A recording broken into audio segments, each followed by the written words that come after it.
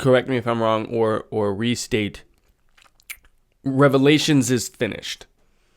Yes, the book of Revelation had more to do with what they were experiencing at that time than it has to do with what we are experiencing at this time. And that's very, very evident from the very beginning of the book. Let me begin by telling you what happened and brought me on this journey.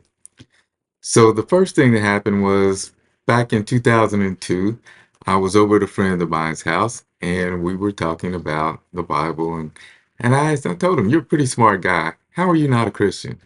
And he looked at me and he showed me, he pulled out a video and he showed me this professor.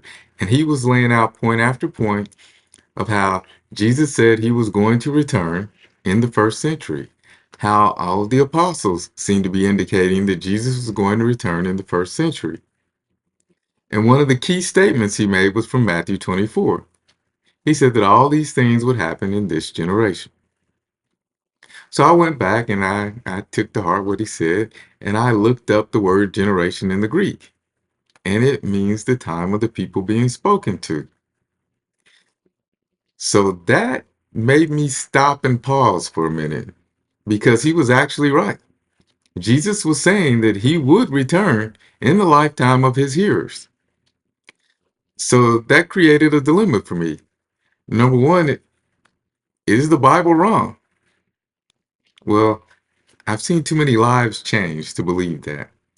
Could Jesus and the apostles possibly be wrong? Well, then let's throw the whole Bible out if they're wrong, because we believe that they're inspired. And if we believe that they're inspired, then to say that they were wrong about something, then we might as well throw the whole thing out, because if they're wrong about one thing, then they're wrong about everything, or they can be wrong about more than one thing. So the only possibility that made any sense was that we have a misunderstanding of what he meant by his second coming. And that led me to start researching end times in the book of Revelation. So I thought the easiest way to figure all of this stuff out was to take a walk through Matthew 24, Mark 13, Luke 19, Luke 21, and the book of Revelation itself. And in doing that, I discovered that, yes, we do have a misunderstanding about what he meant when he said he would return coming on the clouds, and that the people that he was speaking to would see him return. So that's what started me on this journey. And I didn't even realize where I was going until I got to chapter 20 of Revelation, and it hit me. Wait a minute. If this is his second coming, and the judgment and resurrection are supposed to take place at the time of his second coming, then whoa, what do we have going on here? I just went from being a partial preterist to what I didn't even know at the time was a full preterist. Probably my guess would be the biggest issue you have with discussing this topic is every single preconceived idea that people have about the chain of events of what Revelations even means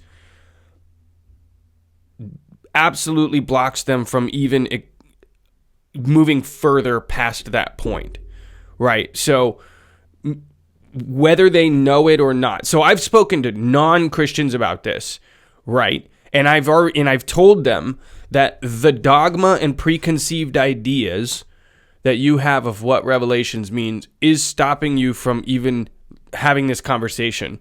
Full stop. Non-Christians. And they'll say, well, no, I'm not a Christian. I have no preconceived ideas. And I'll go, okay, great. Have you seen that comedy movie about Revelations? And they go, yeah. And I said, okay, against your will, whether you know it or not, you have preconceived ideas about what Revelations means, which usually looks like, fire all over the place, the Antichrist taking over the whole world, right? Zombie apocalypse, people rising from the dead, what is it? Mad Max, Yes. right? So from the very start, whether you're a Christian or not, through dogmatic and media manipulation, 99.999% of people have an incorrect preconceived idea that stops them from even having this conversation. Yes. Am I crazy to say? Okay.